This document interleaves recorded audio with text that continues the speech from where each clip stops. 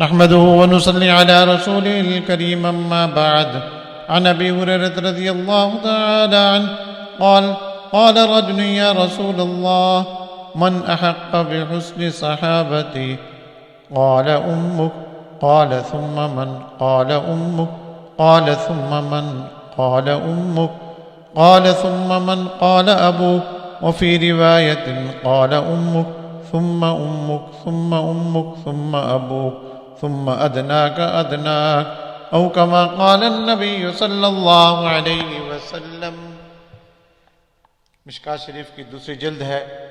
یہ باب البر والصلہ یعنی رشتہ داروں کے ساتھ اچھا سلوک کرنے کا بیان ہے. حضرت ابو ہریرہ رضی اللہ تعالیٰ عنہ کہتے ہیں کہ ایک شخص نے عرض کیا یا رسول اللہ میری صحبت کے لیے کون شخص زیادہ مناسب ہے؟ کس کے ساتھ میں زیادہ وقت گزاروں؟ کس کے ساتھ میں رہوں؟ کس کی خدمت میں وقت گزاروں؟ آپ نے فرمایا تیری ماں. اس نے عرض کیا پھر کون ہے؟ آپ نے فرمایا تیری ماں. پھر عرض کیا پھر کون؟ فرمایا تیری ماں. عرض کیا پھر کون؟ فرمایا تیرا باپ. اور ایک روایت میں اسی طرح آپ نے فرمایا تیری ماں، پھر تیری ماں، پھر تیری ماں، پھر تیرا باپ، پھر تیرا قریبی عزیز، پھر تیرا قریبی عزیز. تو آپ صلی اللہ علیہ وسلم نے یہاں پر یہ بتا دیا کہ جس کے ساتھ تم وقت بتاؤ، وقت گزارو، ان میں سے سب سے زیادہ مستحق تمہاری ماں ہے کہ اس کے ساتھ وقت گزارو.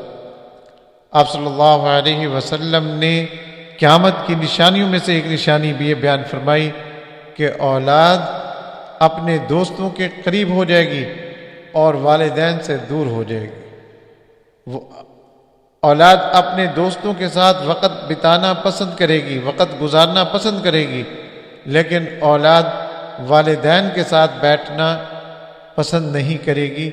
یہ قیامت کی نشانی ہے. حق تعالی ہمیں سمجھنے کی اور عمل کرنے کی توفیق عطا فرمائے. وآخر دعوانا ان الحمد للہ رب العالمین.